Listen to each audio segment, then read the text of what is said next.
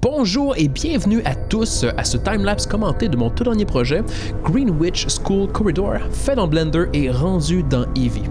Dans cette vidéo, vous allez voir mon processus et mes techniques que j'emploie pour réaliser ce type de projet. Alors sans plus attendre, allons-y.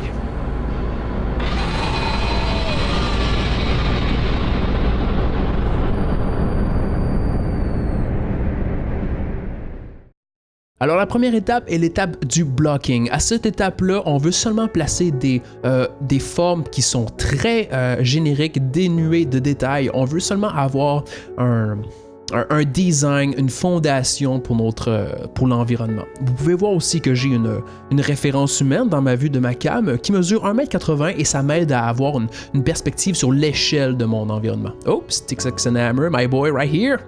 Là, vous voyez que par exemple, sur ce modèle de porte, je fais une poignée. Mais ça, c'est vraiment du détail. C'est pas quelque chose que je devrais faire à ce moment-là. Je continue, je vais faire maintenant mes colonnes que je vais utiliser en Array Modifier. Le plus possible, je vais utiliser des modifiers qui vont me permettre d'instancer ma géométrie pour faire des changements dans mon design qui sont rapides et efficaces. Je commence à mettre maintenant des mèches. J'ai un mesh de locker que j'avais déjà fait dans un autre projet que j'amène directement à l'intérieur. J'ai la porte que j'instance avec un Array Modifier encore le plus possible. On veut que ça soit le plus procédural possible pour faire le changement le plus rapidement possible. Un blocking du heater. Et là, je vais rajouter une petite passe de modeling supplémentaire sur mes murs dans la référence. D'ailleurs, très important d'avoir toujours des références à la main. Là, vous le voyez pas sur mon autre moniteur. J'utilise PureRef, qui est un logiciel de référence gratuit sur Internet qui me permet de faire un collage de toutes mes références. Dans cet exemple-ci, j'utilise des screenshots que j'ai pris du jeu Silent Hill, l'environnement qui a grandement inspiré ce projet, au moment où le joueur est dans l'école Greenwich. Alors là, je continue le modeling de mes objets, de mes props. C'est toujours blocking. On fait pas vraiment de détails. Ici, je mets des fenêtres. Et là, on voit que je bouge tout, mais tout se fait rapide parce que, encore une fois, tout est instancé en utilisant des Array Modifiers. Un blocking de poubelle que, au final, j'ai pas gardé. J'avais placé ça, puis j'étais tombé dans les détails encore une fois. C'est un piège. Bon, je m'amusais, mais on n'est pas supposé à ce niveau-là, à cette étape-là, de faire du détail. Là, par contre, je suis assez confiant avec le design de mon corridor. Alors, je commence à placer des edge loops pour être capable d'encastrer mes portes à l'intérieur du mur. Je veux éviter l'effet que mes portes sont seulement appuyées contre un mur. Je veux vraiment faire passer le message qu'elles peuvent être utilisées, qu'elles sont vraies, qu'elles sont vraiment utiles. Changement dans le design. Et tout au long de mes modifications, dans mon placement, je me fie toujours à ce que je vois dans ma vue de caméra qui est à droite. Je commence à mettre des lumières. Là, je suis en mode Eevee, on est en real time, ça me permet de faire des ajustements qui sont très rapides. Et là, vous voyez que j'ai mis des lumières qu'au final, j'ai pas gardé dans le design, dans le produit final, mais ça m'a permis quand même d'explorer sur les possibilités que je pouvais atteindre dans la réalisation du projet. Je continue à mettre des assets, toujours des assets que j'avais déjà réalisés dans d'autres projets. Voilà la poubelle que j'ai remplacée. C'est un mesh que je trouvais qui collait plus à l'environnement. Une fontaine d'eau.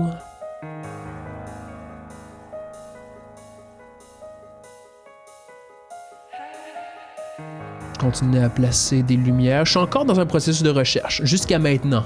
Là, j'explore le côté flashlight dans l'obscurité et finalement, ça a été l'idée que j'ai gardée pour le produit final. C'est ce qui me satisfaisait le plus. Alors là, je commence à faire une animation qui est très blocking, qui est très simple. Je vais juste faire un déplacement dans le corridor pour avoir un sens du rythme, un sens de timing dans mon animation. Et à ce stage-là, je veux pas trop jouer avec mes curves de Bézier. Je veux être le plus simple possible pour que les changements soient le plus simples, le plus efficaces. je donne des directions de regard, je monte des assets que je veux placer, et puis là j'arrive à la fin où on se contourne le mur. Je savais depuis le début du projet que je voulais faire une sorte de jump scare.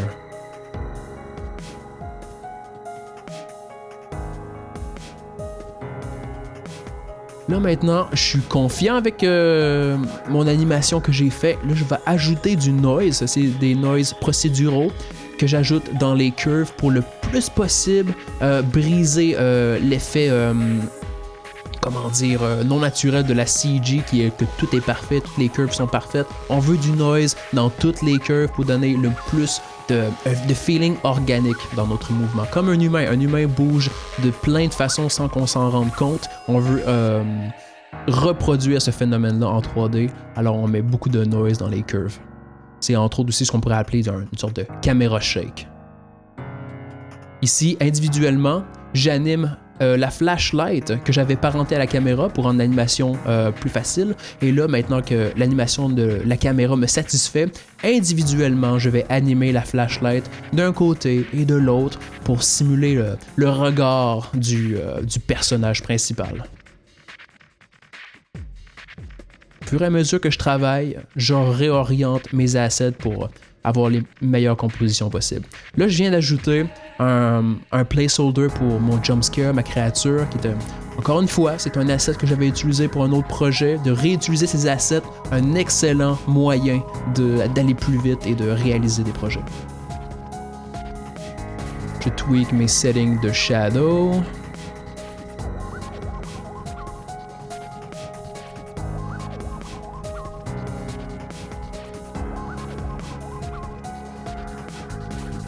Je joue un peu avec la couleur. Ah, là, j'ai commencé mon projet DaVinci, mon logiciel qui m'a permis de faire le montage final.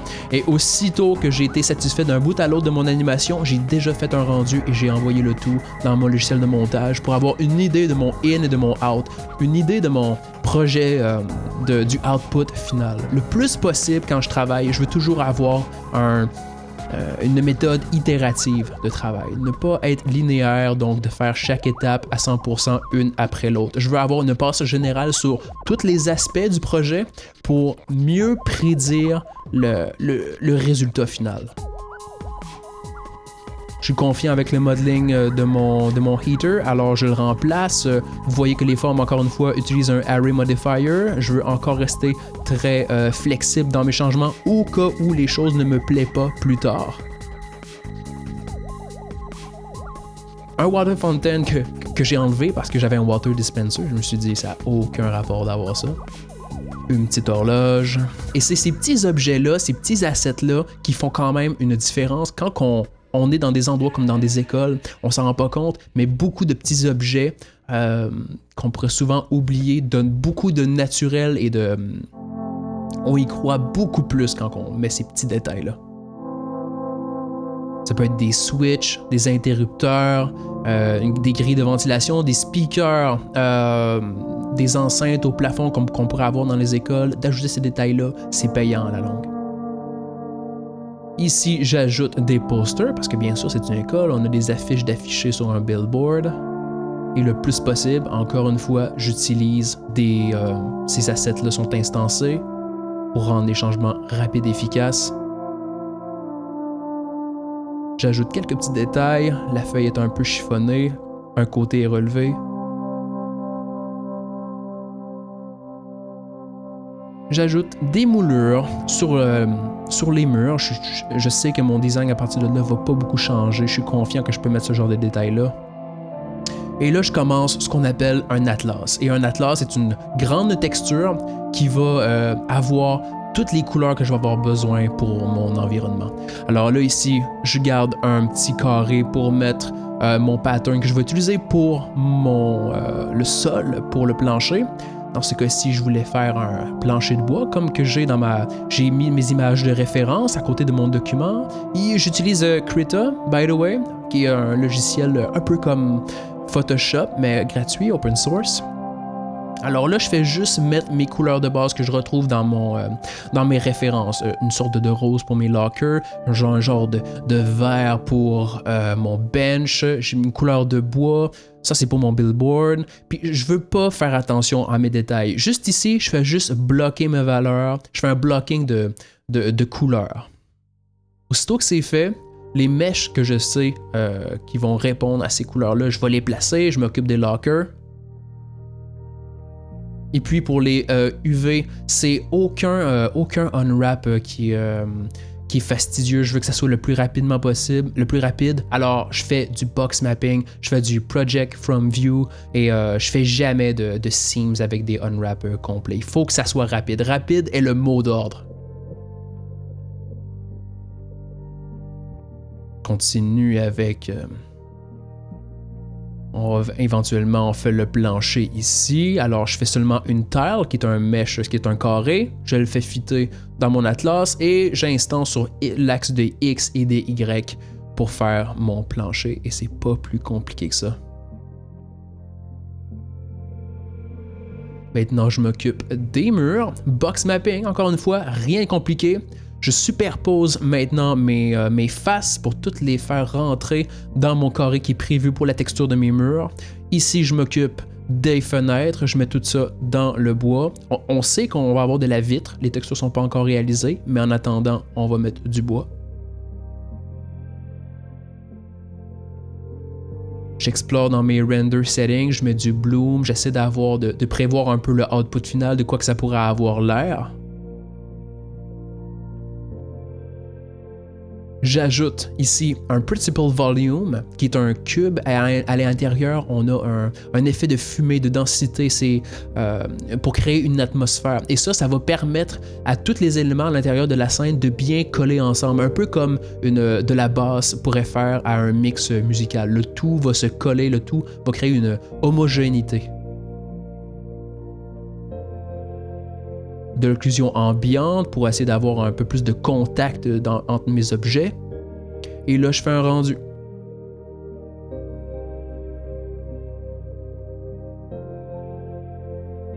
Je suis dans DaVinci, je regarde qu'est-ce que mon output est, et là, je commence à faire un color grading de base. DaVinci vient avec des LUT, donc ce sont des modifications de couleurs qui, par défaut, fonctionnent assez bien. J'ai expérimenté avec un lens flare, mais c'était vraiment juste pour le plaisir. Au final, je ne l'ai pas utilisé. Ici, j'essaie de déterminer mes valeurs, mes mid-tones, mes valeurs d'ombre et de highlight, connaître le bon range de lumière que je dois avoir pour le projet. Pour la créature, j'embarque sur le rigging. Alors, là, c'est loin d'être parfait. On devrait avoir un personnage avec les bras en T. Ce personnage-là a été modélisé comme ça. J'avais jamais prévu le riguer, mais bon, vous voyez que même avec un rig assez automatique, des contrôleurs de base, on est capable de s'en sortir. Alors, je remplace mon placeholder par ma créature qui est riguée. Et là, je vais commencer à faire un blocking d'anime. Encore une fois, on veut seulement des poses de base, on veut aucun détail.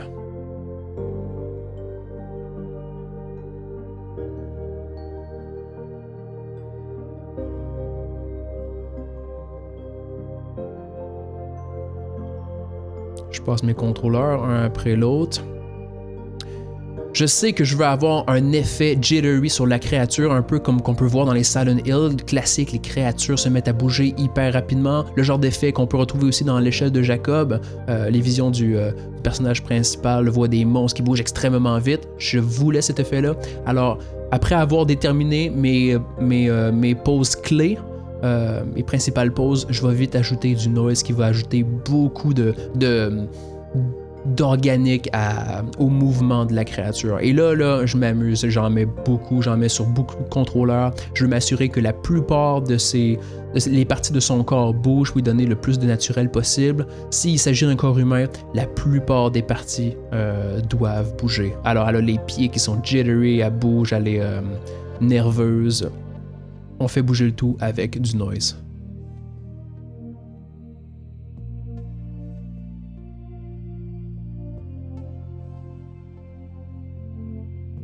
Maintenant, je vais passer une nouvelle passe. Je vais aller plus loin dans le modeling. Jusqu'à maintenant, je suis satisfait de où est-ce qu'on s'en va. Je vais aller plus loin dans mes textures. Je vais déterminer d'autres couleurs qui vont me permettre d'afficher d'autres couleurs sur d'autres assets sur mon modeling. Là, je mets des teintes plus claires vers le haut et vers le bas. Ça va simuler ce qu'on appelle du edgeware, donc qui est de l'usure. Ici, je fais du métal. Ici, j'ai des couleurs plus sombres, un plastique sombre. Cette texture-là que je peins en ce moment va me servir pour faire le heater, le calorifère. Et là, une fois que ces textures-là sont faites, vite fait, je vais les envoyer dans Blender et je vais directement mapper, par exemple, la poubelle, le plastique noir. Je vais mettre ça là-dessus. Le top, le couvercle, je vais le mettre sur la texture correspondant au métal. Le heater, même chose. Je veux pas être dans le détail, je veux aller très vite. En passant, j'utilise des brushes qui sont par défaut dans Krita, il n'y a absolument rien de spécial. C'est des brushes qui ont un aspect peinture et c'est tout. C'est des brushes texturées et c'est tout, il n'y a rien de plus de spécial pour ça.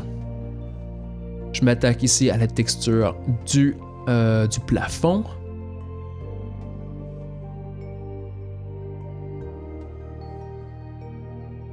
Continue pour la texture maintenant ici de la fontaine d'eau, ça c'est la teinte KO.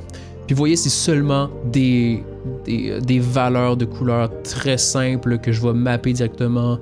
Et puis, faut aller vite, il faut juste aller vite, il faut pas tomber dans le piège de faire des détails.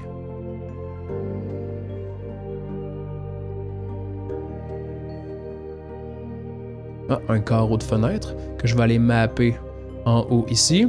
Et pour donner du random, je peux prendre les faces individuelles et les tourner, les changer d'orientation pour donner un peu plus d'aléatoire.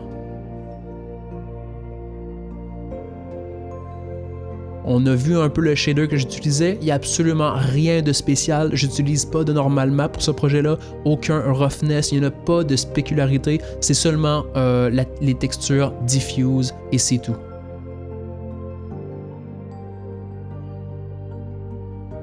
J'ajuste la valeur d'intensité de lumière de ma flashlight. Je veux tout le temps que le corridor du fond soit sombre, pas que savoir qu'est-ce qui va se présenter à nous. Je commence à mettre des affiches. Je me fous un peu qu'est-ce que les affiches ont. Je veux seulement que en basse résolution, elles puissent coller avec un environnement d'école des années 85-90.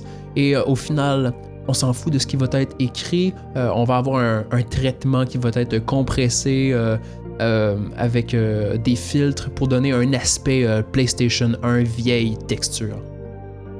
J'ajuste aussi mes couleurs pour que dans un ensemble, la palette des couleurs puisse toutes coller. Une fois que ça c'est fait, je mappe les textures de mes posters sur mes mèches à l'intérieur de ma scène. Beaucoup se font en même temps parce que, comme je l'ai dit tout à l'heure, beaucoup sont encore instancés, alors le processus est juste encore plus rapide.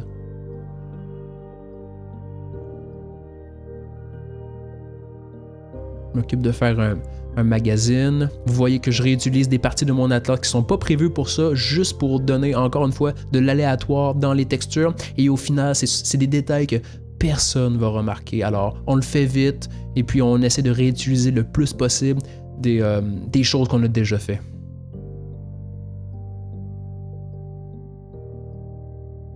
Lumière de sécurité, je vais seulement garder la lumière que je vais mapper sur mon mesh.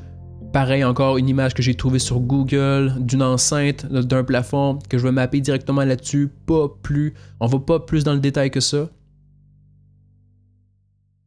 Je change quelques valeurs selon ce que je vois dans ma scène en look dev. J'étais pas satisfait de ma couleur du mur, donc j'ai fait quelques changements colorimétriques. Je m'occupe de l'extincteur. Regardez le rouge. Je m'assure d'avoir un rouge qui va coller avec le reste de mon atlas. Alors, je fais des levels, je fais des color balance. Aucun unwrap compliqué là-dessus. Ça a juste été du box mapping, du cylinder mapping, projection cylindrique et c'est tout. Project from view, projection à partir de la caméra pour l'horloge.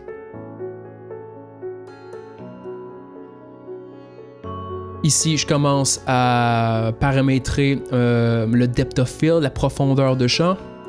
pour donner du focus à ce que le personnage devrait regarder en tout temps. Et je l'utilise en combinaison avec un empty. Et le empty signifie le point de focus en tout temps de la personne qui regarde. J'ai décidé d'ouvrir la porte, de donner l'effet qu'une classe se trouve de l'autre bord de la porte. Alors je construis un mur vite fait. Et vous voyez que je change beaucoup de paramètres de rendu tout en travaillant pour raffiner le look que je veux avoir à la fin.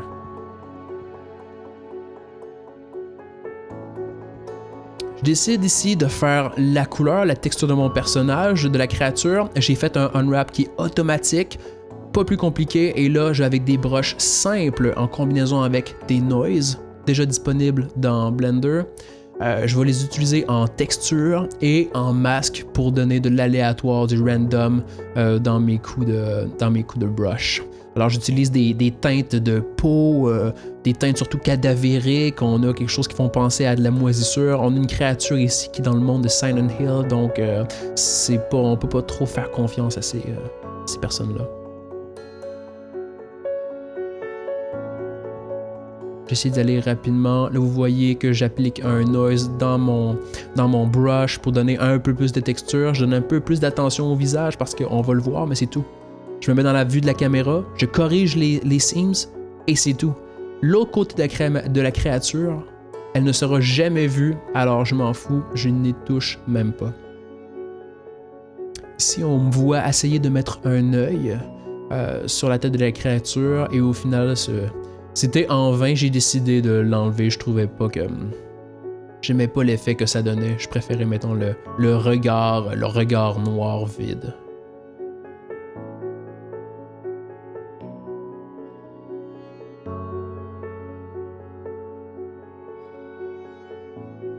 On voit peut-être pas nécessairement le timelapse, mais je fais constamment des rendus. Je regarde constamment dans DaVinci pour voir le output. Je peaufine maintenant l'animation finale de la créature. Je veux lui donner un air apeuré une fois qu'elle a été découverte, que le spectateur l'a vue, comme si elle était surprise. Et là, je décide de faire que le spectateur est lui aussi effrayé et décide de partir. C'est pas quelque chose que j'avais prévu de faire au tout début, mais je trouvais que dans le moment, c'était quelque chose qui était simple à faire et que ça allait donner un certain effet qui allait être plus intéressant au produit final. Je fais un rendu, puis je vais me rendre directement dans DaVinci pour voir le output. Back and forth, aller-retour entre DaVinci et Blender. On veut tout le temps avoir un aperçu du produit final. Là, je vais peaufiner mes textures, je vais rajouter de l'usure, des aspects d'usure en utilisant d'autres brushes, toujours par défaut. Des brushes par défaut dans Krita pour donner un peu de poussière, donner un peu comme du dommage ou du dirt overall. Là, vous voyez les bas de mur. Je m'assure à ce qu'elles soient dans ma partie sombre pour encore une fois donner l'aspect de poussière accumulée dans les endroits reclus. Je le répète encore, les changements sont rapides. Par exemple, mes changements qui sont réalisés sur les colonnes, mes colonnes sont toutes instancées, alors j'ai pas peur de faire des changements et d'essayer des choses. Je m'assure d'avoir les rebords des colonnes, des murs, des moulures exposées, donc je vais les placer sur ma texture dans les couleurs qui sont plus light, comme si avec le temps, on s'était frotté sur ces colonnes-là, sur ces murs. Je fais la même chose ici avec le banc. Le rebord du banc est une couleur plus light parce qu'avec les années, à force qu'on s'assoit dessus, la couleur s'est un peu effacée. Pour faire, maintenant je suis confiant de la texture de ma porte. J'ai exporté un layout, on voit un pattern pour mon mesh et par-dessus je vais peindre les détails une vraie texture de porte. Donc là je prends une broche ici qui est aussi toute simple, une broche de type rouleau de peinture et par-dessus je vais ajouter des détails de poussière et d'usure et je vais aller remapper ma porte qui va être automatiquement mise à jour.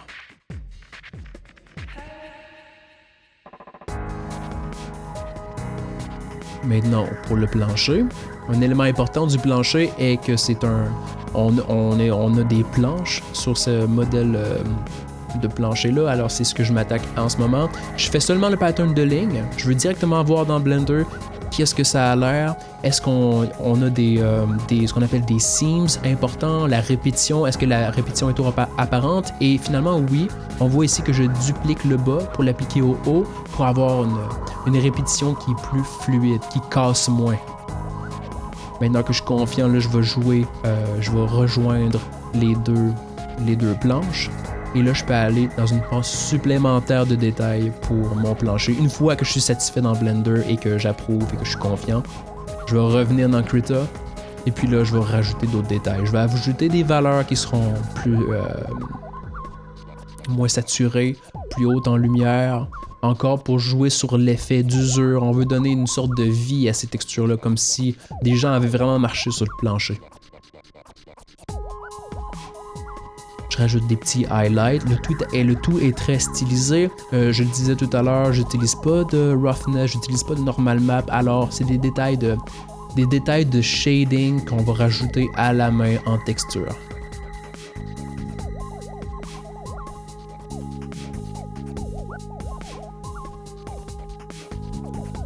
Le tout se met à jour automatiquement, alors pour ça tout est bien, c'est très rapide. Je m'occupe maintenant du casier, même chose. J'exporte un layout du pattern de mesh que je superpose par-dessus mon atlas. Maintenant je sais où mes détails vont aller. Je vais mettre la fondation de mes détails principaux. Juste ici, par exemple, la ventilation de mon casier et je l'amène directement dans Blender pour voir est-ce que le tout marche bien, est-ce que c'est cohérent. Si oui, si je suis confiant, alors je vais aller un peu plus loin. On va rajouter du shading, des valeurs plus claires, moins saturées pour donner une impression de volume. Rajoute de la poussière, toujours des brushes par défaut, des trucs qui font penser à même de la rouille. On veut donner de la vie à ces textures-là. On veut éviter l'uniformité le plus possible. On veut donner de la variation.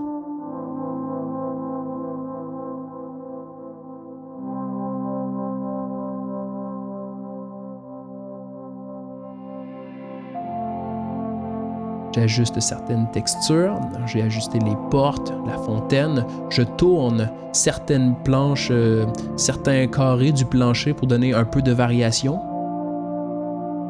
Une passe supplémentaire de détails sur la texture des murs. Maintenant, j'ajoute de la poussière en haut et au bas. Je vais aller réajuster maintenant mes faces dans Blender pour coller avec les nouveaux détails que je viens de peindre. Alors maintenant, on a de l'accumulation de poussière entre les moulures et le plafond. Ce qui nous donne des gradients naturels, c'est beaucoup plus plaisant à voir. Un poster sur le casier. On va essayer d'ajouter de la vie, donner de l'organique à tout ça. Ne pas oublier les cadres de porte. On va essayer on veut pas passer trop de temps dans les détails, mais on veut quand même faire des passes uniformes dans les étapes qu'on fait. Je mets des objets derrière la créature. C'est un endroit que j'avais négligé tout le long du projet. Alors, je m'occupe de mettre des assets.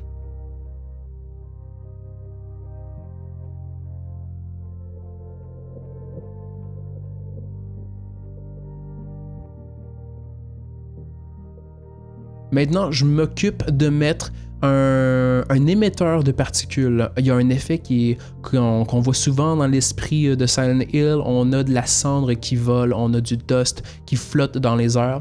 Pour réaliser cet effet-là, c'est exactement ce que je fais avec un émetteur de particules dans un volume à l'intérieur de mon corridor.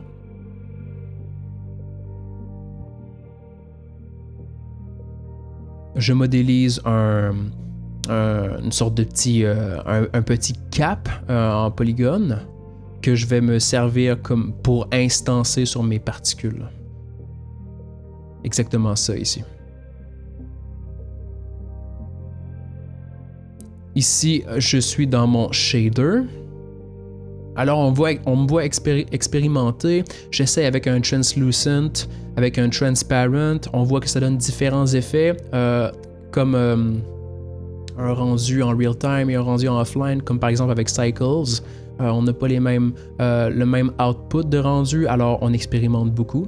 J'ai fini par utiliser seulement un diffuse et en jouant avec l'alpha, donc la transparence de mon mesh dans le viewport. Ici, j'ai ajouté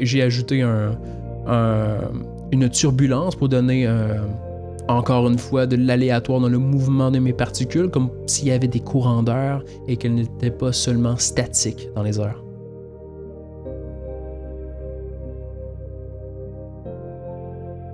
J'étais satisfait de ma poussière, alors je l'ai baké pour éviter à avoir à calculer la position de chaque particule avant de rendre chaque frame, chaque pose.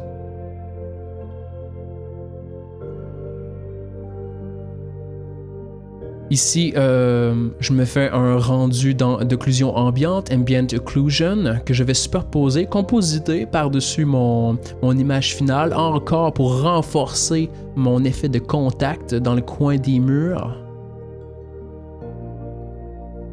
Ici, je suis toujours dans DaVinci, mais j'utilise la partie compositing que ce logiciel-là me donne. Alors, je vais merger par-dessus ma passe d'occlusion ambiante, quelque chose qui est très classique, qui est courant dans la 3D. Et on voit ici l'effet que ça me donne. On a plus de contact, plus de contraste entre les zones éclairées et les zones sombres. J'ajoute du grain pour donner un effet cinématographique, comme si on filmait avec une vraie caméra, soit DSLR ou seulement une caméra vidéo, par exemple.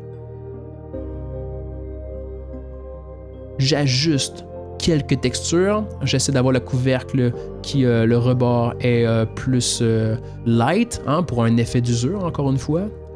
Je mets un corridor derrière les portes. J'avais des problèmes d'alpha, alors je vais m'assurer qu'il y ait de la géométrie pour éviter les bugs. J'ai mis une table dans la classe avec la porte ouverte.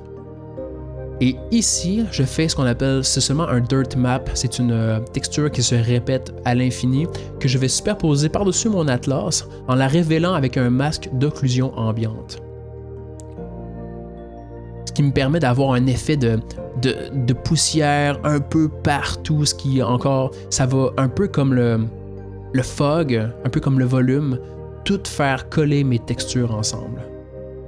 Le stage final de mes textures de mon atlas est d'appliquer des filtres de compression, essayer de chercher le look texture du PS1 qui sont très basse résolution, qui sont pixelisés, qui sont compressés.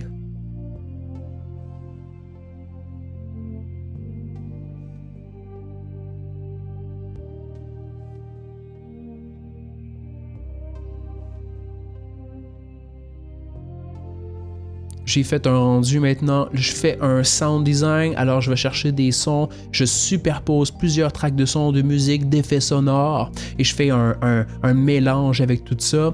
Ici, j'essaie d'avoir un crescendo, une montée qui est appropriée à la fin pour le jump scare, on veut que ça soit une montée progressive.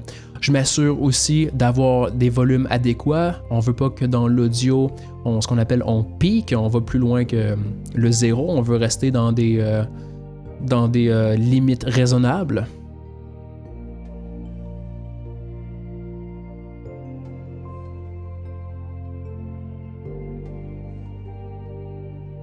Alors là, j'ajuste mes in et mes out, je m'assure d'avoir des transitions, des fade out avec mes sons pour éviter les clics.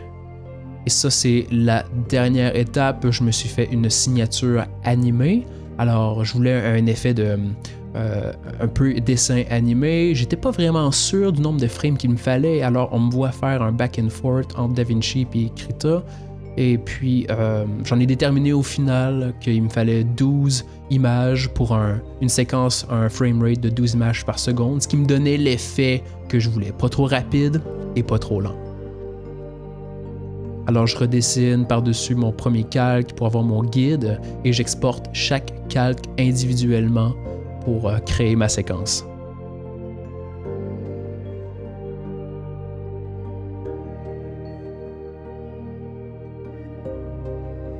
J'ajuste mes out. Et puis voilà. Je m'occupe des derniers détails. Et c'est un go pour rendre. Alors voilà. J'espère que vous avez apprécié ce timelapse commenté. J'espère que vous avez appris un truc ou deux. Et on va très certainement se revoir lors d'un prochain projet que je vais très bien sûr partager avec vous. Alors, sur ce, take care and have fun.